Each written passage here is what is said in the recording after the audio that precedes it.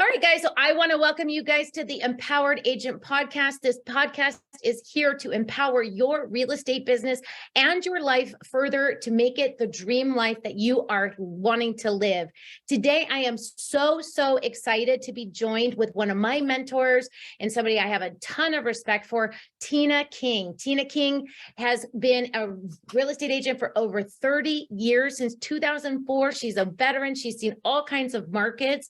She comes from a background of being a coach for Keller Williams. She was a productivity coach, team leader, led 5 of the top companies in the nation. And most recently, she took the brand real estate from 2 agents to 75 agents. And now you're focusing on growing your real tribe. Welcome, Tina. I'm so excited to have you. Oh, thank you for the introduction. And I have so much respect for you and watch you grow and doing what you're doing.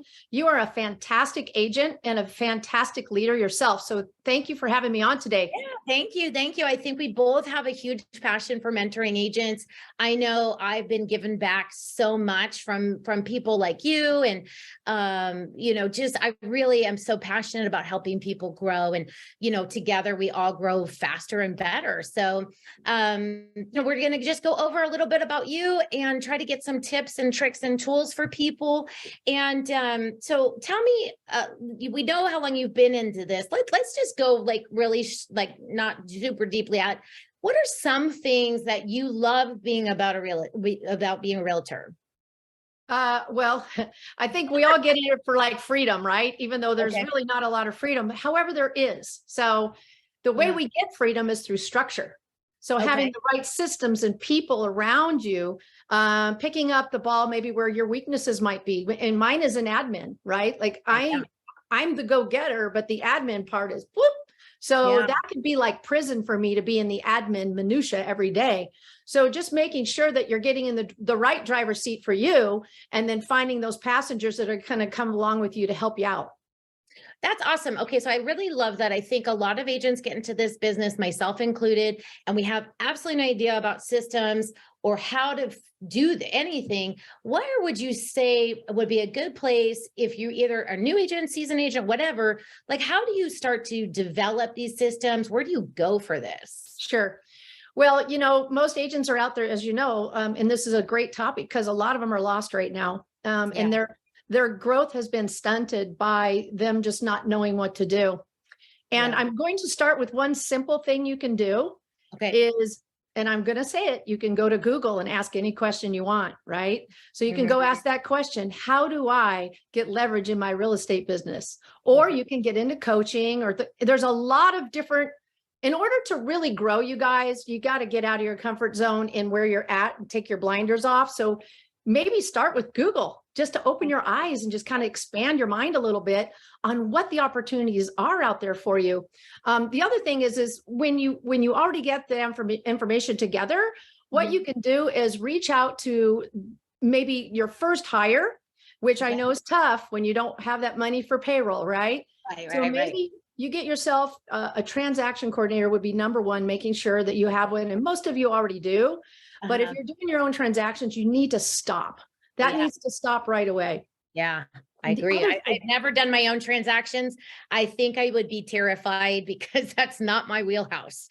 Yeah, you'll be surprised at the agents that get stuck in that. And even though it's not their wheelhouse, they think that they have to do it all. And honestly, you've got to lean into your strengths and find the people around you that are going to help leverage you. The other thing I wanted to say is, you want to not only have a TC in your life, and then as you grow, you're going to get some more help. Maybe you get somebody helping you with your listing side, because now maybe you're focusing on listings. Those are kind of the nuts and bolts of getting started, just to leverage. And then once your time is all used up, because guess what? You're going to be lead generating and lead converting. And that's where the majority of your time should be at anyway. Once that time is all spent and you've got your daily schedule dialed in and you don't have any more time, then it's time to get a buyer's agent. Okay. So there's a whole realm that we can go through of that, but start with Google, start with getting out of your comfort zone, start with seeing and exploring what's out there for you. Okay. Okay, I love that. I think that's a really good thing. I also really love that you said lean into your strengths. And I think as when I became an agent, I was like, oh, I don't know what those are. And by getting some mentoring and getting some coaching and getting into like a good brokerage or a good team or some systems, I got to really start to identify what I'm good at or what I even like doing. Right. And I think how would do you have any tips about like how an agent can really start to identify what they're good at? So like you joined a team that leveraged you and already had all those things I was talking about in place. Yeah. And that's another option, right? So getting around higher minded people in a team, people that are going to collaborate with you and help you and lift you up, all the support systems already in play. I know that we built quite the machine over there at the brand. So that is, you don't find that very often. I've run several brokerages that are huge brokerages, top companies, and they don't even have their act together. So, your brokerage could be the one breaking you, just so you know. Absolutely. And I do a mastermind group too. That could be another way that people can get together and get some ideas. I know that I go on Facebook for there's like Lab Coat Agents. There's a bunch of different resources out there. Lots of resources. Yes. Yeah. Absolutely. So you've been doing this a long time. And I really think that is something we need to acknowledge because what is the statistic? Like 80% of realtors fail in their first year.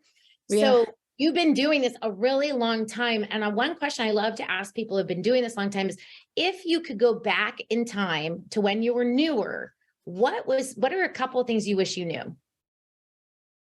My personality style, Tristan, for me anyway, I didn't know a lot of things. I just broke things until they worked. Okay. Yeah. So I kind failed. of trying it out. I think the best advice is continue to fail forward, right? Okay. Don't get ready to get ready. Cause I was never that type of person, but I've coached many people who are. So I think if anybody's stuck in that, kind of treadmill, I think you want to stop and implement a little bit and go out and fail. Okay. Yeah. So instead of like getting the analysis paralysis where you're just waiting for everything to be right, just taking some forward motion. Is that kind of what you're talking about? Yeah. Yep. Absolutely. Get a little training, get a little bit under your belt, go out, try it out, fail, come back, or succeed. I mean, you could succeed too, and it's going to happen eventually if you keep moving forward. Okay. I love that. Fail forward. I'm going to make a little note of that because I think that's what I think there's even a book called that. I really love that. Failing forward? Yeah. I think there's Go for No. Maybe it's the Go for No book that I've read. That's a really Failing forward right here. Oh, you do? See, it is a book. I knew it was a book. Yeah. I have a lot of books. I mean, they're not even all up on my shelves yet. So yeah. So when let's talk about, it's kind of, we're going to be launching this in the first Q1 and agents are doing business plans and looking at what they're doing. What do you see as a top lead sources for this year or any year? Because I think that we're having to get a little bit back to some basics. And I know you're super good at that. Yeah. So you just said it. I mean, especially markets do ebb and flow. They change, and we're more in like a basics market right now. And we're always in a basics market. That's what I want to get across. Yeah. We should always be building our foundation of our past clients, sphere of influence, friends, family, and making sure that we are constantly nurturing that because that will get you through any market. Right. If you're chasing the leads online and that's all you've ever done and you've never gone back to even see how those people are doing, you are really hurting yourself. And in this market, it's going to hurt you. Yeah. And I can tell you, I'm a little bit guilty of that right now. Sure. I got so busy with the internet. We can always go back and say, okay, right. I think for me, it's been, when I was building a lot from internet leads, I started to go back and I just had to eat the frog and be like, I have to call these people. Yes. And then we can just pick up that phone. And what I found was surprising is that it's, they're not mad at you. They're happy to talk to you. They are. Right? And that's the myth, I guess. I would start if somebody wanted to start, and they should, with their past database, including myself right now. I'm in that position where I haven't touched a lot of these people in a while and I wasn't following my own advice. Right. So I'm going to follow my own advice. I'm committed to reaching out to these folks and talking with them. And I'm going to go with one that maybe I spoke with early on, like not too long ago. So it's more comfortable for me to get started. Sure. By the way, I'm not fearful of much. Right. However, I have those places too where I just kind of get a little paralyzed. So having to push through that, I actually called my mentor, one of my mentors last night, and she's a national speaker with Brian Buffini. Her name is Jamie Nowak, used to be Jamie Sansucci. She's my best friend.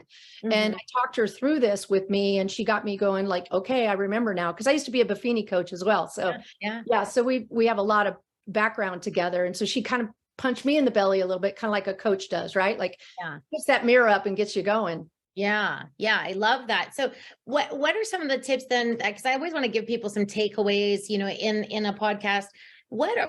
How are you going to be reaching out? How often? What are you going to do? Are you mailing them? Are you calling them? Like what kind of plan are you going to be implementing? Yeah. So we talked about that as well. So my first step is obviously to call them, because I haven't in a very long time. Okay.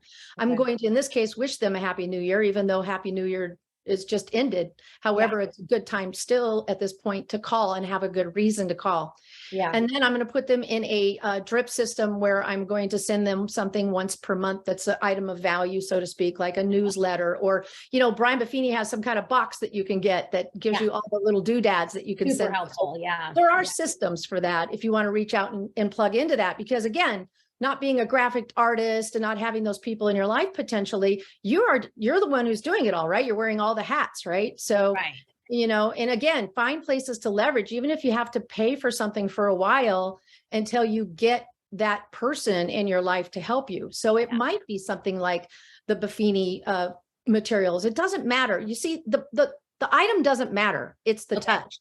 Yeah. See, I think that is a nugget right there. The item doesn't matter. It's the touch. It's absolutely the touch. And then when you do client events, right? Yeah, I do. And I'm sure less people show up than what you invited, even though you've had really good turnouts. Right. Yeah. And so it really doesn't matter how many show up. Right. It just matters about the invite. Yeah. It just that they're seeing something from me. They're being invited to something. They're getting something of value. I also send out a quarterly newsletter. It's more about like a wellness, because that's kind of my brand. There you go. And so I send that to them as well. Right. But yeah, I think making that call, I also just want to kind of touch on that. So you've been doing this for 30 years. And you still have moments where you have fears and doubts. And I really like that vulnerability. I think that really helps people to know we're all humans. We're all doing the best we can. We're not perfect. You can do this for 30 years and you're still going to have that. So you talk to your friend. What are some other ways that you overcome some of those fears and doubts that you have? Number one, talking to people, obviously. I go on also YouTube. I just feed my mind. I'm listening right now to Reinvent Your Life, Mel Robbins. It's on Audible and it's fantastic. And it's really helping me. So self-improvement is a big piece of this, and working on your mindset and working on you constantly. You see, I just came off of 5 years of what I thought was going to be my retirement place, where I was going to stop and just, grow this big business and expand. And so all of my dreams have been changed and shifted just in the last 3 weeks out of sheer surprise. Right. So I'm in a whole reinvention process right now. So, it's going to happen to you guys too. It's going to happen to everybody. And it's a moment to grasp that as growth, or you can go sit in the corner and shrivel up, in a fetal position. You get to choose if you're going to use it as a gift to you to grow, or if you're going to use it to just like disappear and go get a job or whatever it is you have to do. So, yeah. Okay. So I also, because we are in the same broker, and I think our broker is so special, and because you have been in this business for so long, I do want to touch on that for a little bit. Both of us are with Real Broker, and I just want to ask you, what made you guys decide to do that? And then maybe just a few cool points about it. Well, Real is an opportunity, I think, that doesn't have a ceiling. Okay. Not only is it a great place to sell real estate at for several reasons. Number one, the splits are not that bad. Right. You have a great cap, right? Yeah. And and then you're out 100% with a small little fee. And so that's all like, all right. To me, it's not about cheap, it's about value. So even if you're with a brokerage that's bringing you tons of value and you're paying more money for it, stay with it if that's what you want. However, with Real, it's a little different because there's no ceiling on what you can do. You can, and for you and I, we like to help people. So we bring people into Real to mentor and coach and train and connect them with all these collaborators that we never even had that opportunity before as an independent. Think with me, with Real, I have access to a nationwide network of people that I really look up to and admire their integrity, their business savvy, their content creation, and their passion, right? And so, yeah, like you were saying, when I was at a local broker, it was kind of dog eat dog, right? There wasn't a lot of help unless it was from the mentor. And so why do we think that's so different with Real? There's a couple of equations here. We just have a culture of collaboration. We have a culture of helping each other without condition, right? Now, yes, there's a little rev share piece on there. But hey, why not be rewarded for the work that we're all doing? We are partners. We're business partners. I talk with my hands. We are business partners in this, right? So it's a different way to look at things, right? So we want to help each other because we're all going to prosper from it. Yeah. Yeah. I love that. And I think that is really wonderful as well. And I do want to say, because there are other companies that are similarly modeled, and I have had a short experience at one of them. In this one, I don't feel like that's the driving force for collaboration. In this one, I really feel like people sincerely want to help. That's the feeling I've gotten. 100%. And the company's looking out and really making it to where now we can actually help together. Say we met somebody together and we could help together.